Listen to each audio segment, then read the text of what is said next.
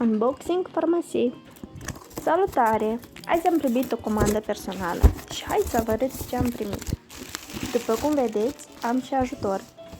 Tadam! Șamponul cu keratină și balzam, mască mi-am luat cu rezervă. Această gamă ați tot văzut-o la mine.